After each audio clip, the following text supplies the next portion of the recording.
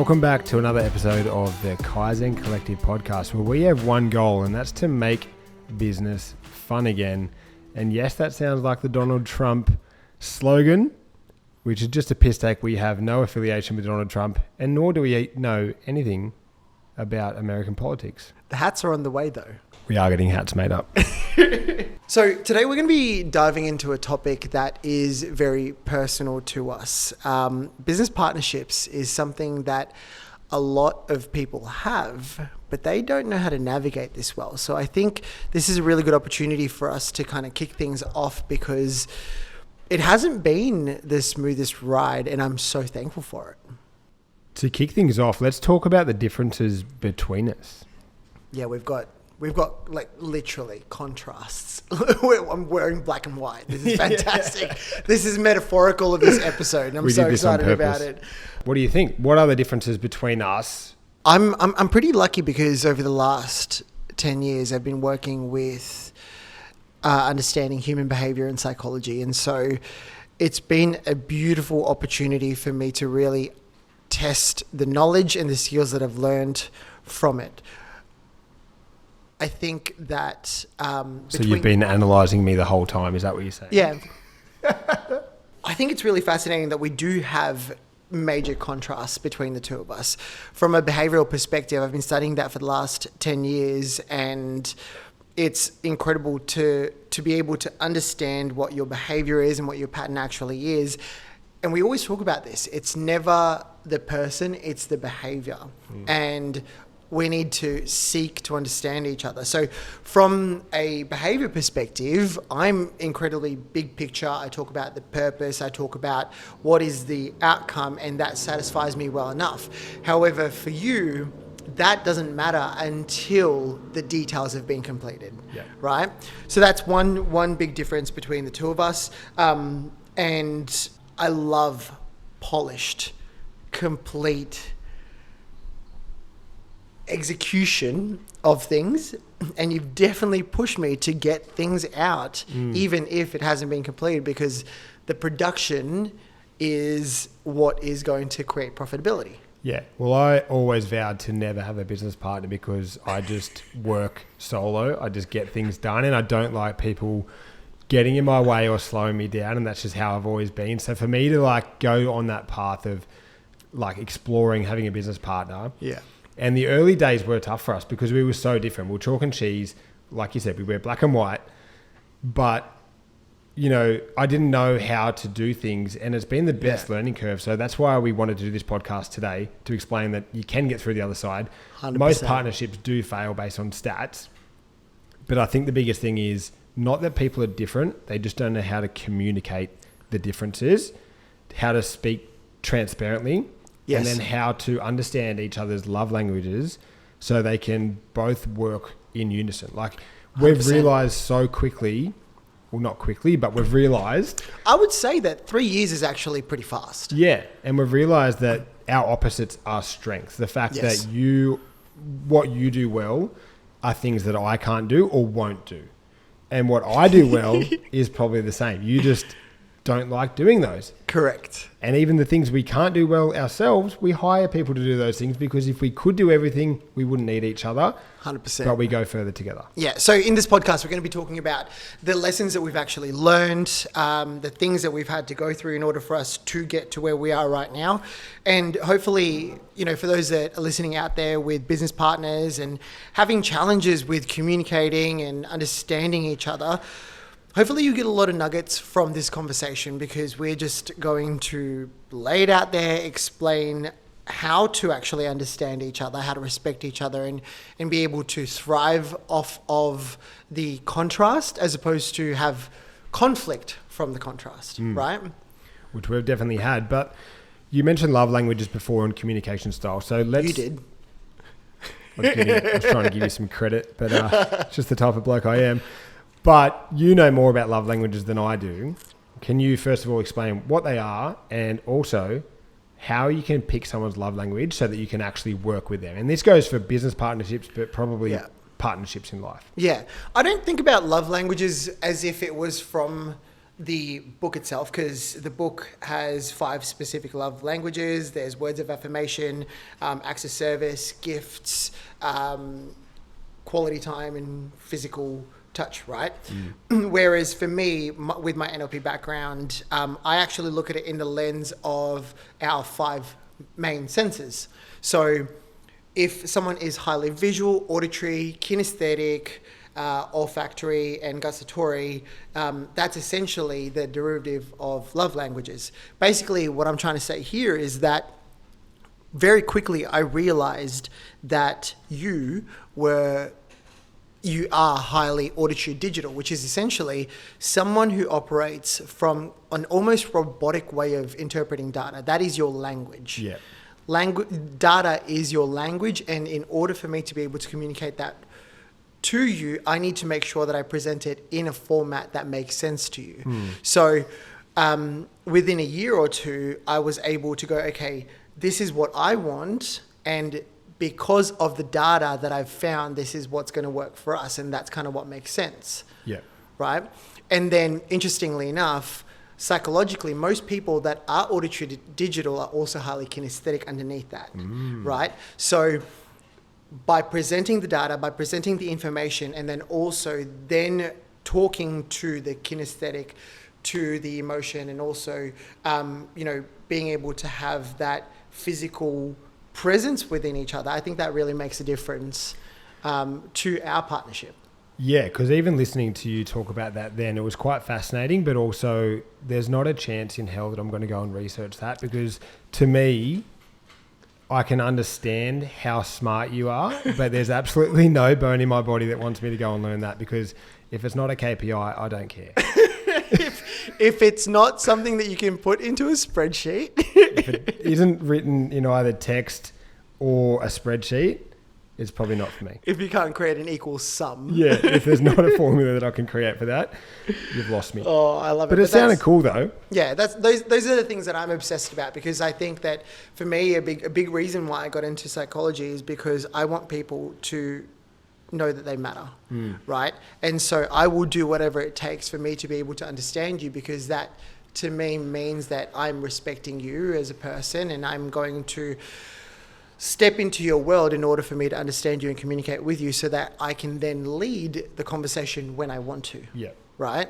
And on the flip side of that, I'm highly kinesthetic and auditory. So, it's already 2 very different types of behaviors. I need to have the conversation, and on top of that, I need to have space to think, whereas for you think through execution. Yeah. Right? So there were contrast moments in there where we just didn't even actually communicate what our styles were. And I think that the tipping point, there were many friction points there where we almost kind of like threw in the towel. But with how stubborn we both are, we actually didn't want to give up on each other, because we didn't want to. Didn't want to do the thing. We didn't want to say that we were the person that gave up. Yeah. And that's where I think a lot of people come unstuck. So there was a lot of times we did come close to calling it quits. I probably haven't told you this yet, but in my head, and I'm sure you were quite aware of those, and you might be listening to this thinking like you've got a business partner and you might not be able to understand them. You might think that you do more work than they do. They probably thinking the exact same thing, that they do more work than you. And it's probably just different work.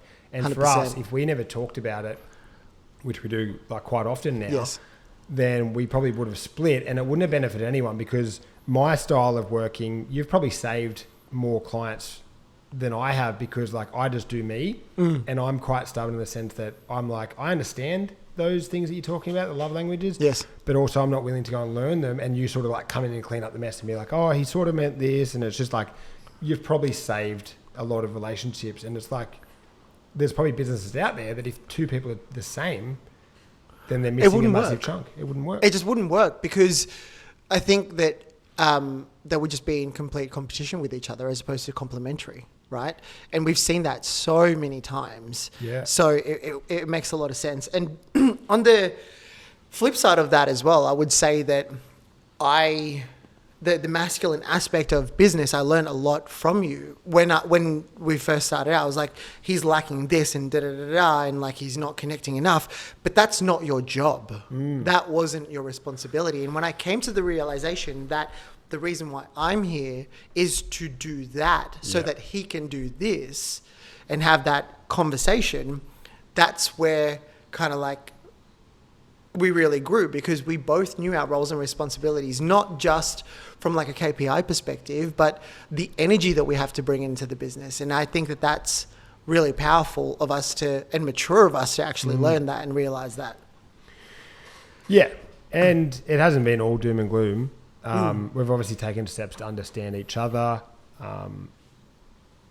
What are some of these strategies, tools, or conversations that have helped us improve our partnership? Because I think that's probably what, if people are listening to this, they're probably wanting the strategies to be able to take back to their business partner and implement, so that they can have what we have. Yeah. So at its very core, human beings have got two major values. You can call it masculine and feminine, or you can call it power and love, right? And everything else underneath that is kind of just a derivative, right? There's internal, external, masculine, feminine kind of thing. Anyway, what people need to realize is that successful businesses actually have both energies, whether it's from one person or both, because one person can go back and forth depending on that energy. It just works with two people because you focus on the power, I focus on the love, and we actually learn from each other. So essentially what I'm trying to say is that understanding that both need to exist is a great starting point. True. So that you can go, well, who fulfills what in that business? And when you realize who fulfills what, then you can then go, well, what are the strategies that we need to implement, that we need to do, and what are the actions that we need to do to fulfill that? So that's essentially the roles and responsibilities at kind of like a meta level. And just I realised then is when, and people are probably guilty of this as well, when you first get into a relationship, you probably start looking for things the other person isn't doing. And we might have been guilty of this, is like, why isn't he taking action when things aren't perfect, and he's always taking so long to get things done because he wants them to be perfect, X, Y, Z, and looking for things that they're not doing. Correct. But when you should be self-reflecting, putting the mirror to your face and saying, actually, where are the things that I'm lacking that he's making up for me? Yeah, 100%. And I've had many nights where I've actually gone, hang on, why am I so triggered, and what is it that I'm not doing which makes me so triggered from this? So I just sit there in silence, which is my reflection strategy, my way of being able to interpret the data and to figure it out. Like, to sit there and go, okay, what am I actually not doing to feel this feeling, and then how can I actually change this? Because one thing that I realize is that the truth is that no one can make you feel something. You choose to feel that, no matter how hard it is. You choose to feel that and then sit and ruminate in that. So at the start, it was triggering, but I was like, holy shit, thank you for opening up these wounds that I could have easily ignored and never really grew. Yeah. And probably a lot of people aren't willing to reflect on that. So the number one strategy would be to be open to reflection. Yes. That's one thing I think my partner tells me a lot. Asha always says that I just do me a lot without thinking about other people's feelings in the moment, because I'm like, I know that if this gets done, then we will all win. And I sort of take that on me, and I probably don't communicate that at the time, but I'm one that always goes back and reflects and then comes back to you and apologizes and says, hey man, I realized my actions before probably weren't in alignment with like making you feel good at that time. And I do apologize for that. And you're always like, yeah, sweet. Like, and I literally go, damn it, I can't be mad. I can't be mad. It's generally at like 9 p.m. when you are in bed and you've actually like reflected on the rest of the day, and you're like, oh shit. Because I am just go. And I'm like, in my head, I think I've got the right strategy. So I'm just going to pull the trigger and do it, and I'll deal with the consequences later. And like, it sort of worked for me. So I'm like, if I'm on your team, then I'm willing to back that. Yeah. And that confidence is obviously works in my favor most of the time, and obviously to the detriment sometimes, but it's like, I'm willing to own that situation and I'm willing to accept it. So the key thing here is being transparent, being able to reflect, and I think actively asking each other how we made each other feel was a big learning curve for us. The other thing as well is that we talk about this with our clients a lot. Offense happens when there is a length of time from the event and the feedback. And so instead of sitting there and resenting and actually not talking about it for a while, that's where it becomes offensive. But if it happens on the day, you want to talk about it then and there.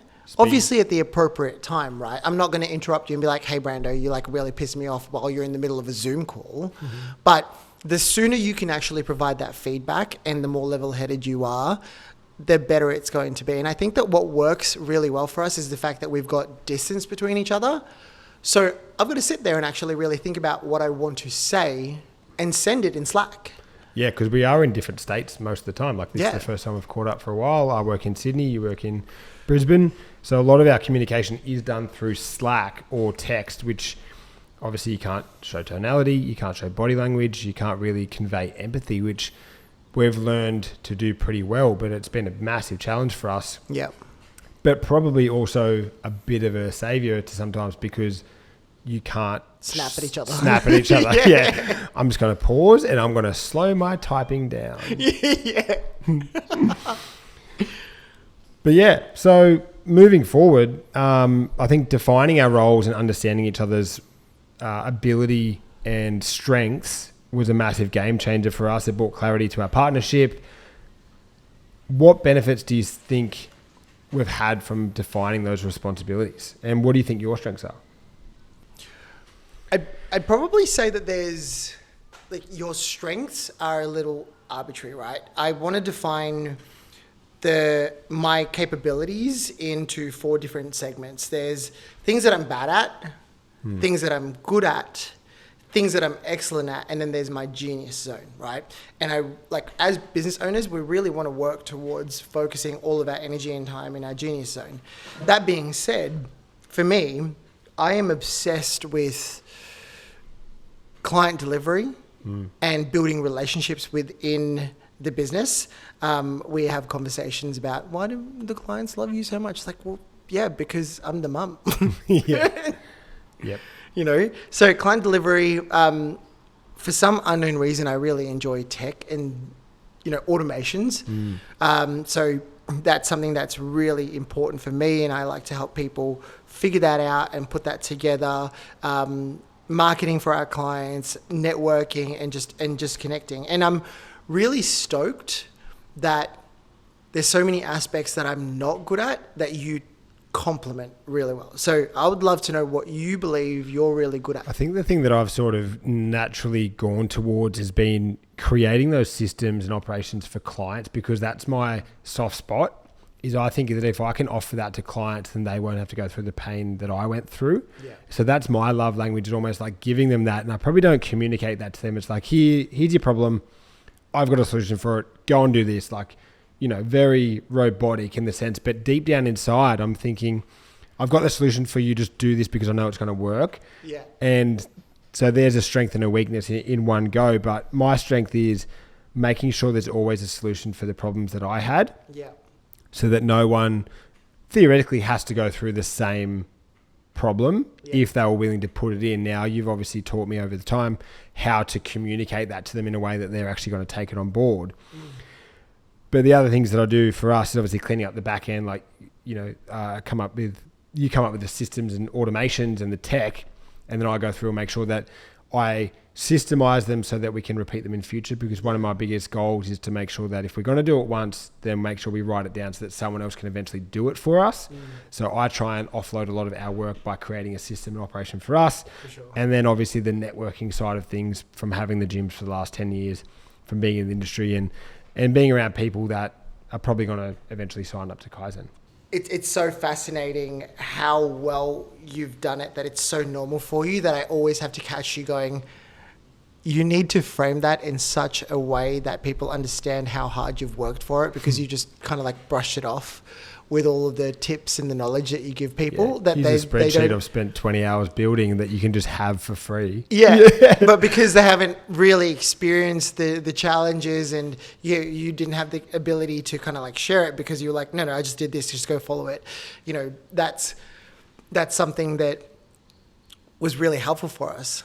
Let's just kind of summarize the conversation that we've had. So before we wrap up, I think some key takeaways here is that we really need to, if you've got a business partner, you want to be able to understand their communication style, their love language, or whatever their strategies are, so that you can then also share your way of doing things. So understanding communication, and most importantly, defining the roles, knowing what success actually looks like. So that's important. What else? Identifying your weaknesses and being able to be vulnerable enough to actually share those weaknesses. It was so difficult for me when we first started out to explain the things that I couldn't do because I was afraid that you were going to judge me, you know. But it's so powerful when we actually share that with each other, and have that vulnerability, and more importantly, constantly check in and have time outside of talking about business. You know, have a few drinks, go out there, have fun, and share this journey so that it's not serious all the time. Make business fun again. Thank you for tuning into this episode of the Kaizen Collective podcast, where we do make business fun again. As always, don't forget to subscribe, rate, and review if you found this podcast helpful. You can reach out to us through our website or through our social media. That's generally where you'll find us most. And stay tuned for our next episode, where we're going to be taking you through how to deal with shitty staff. See you next time.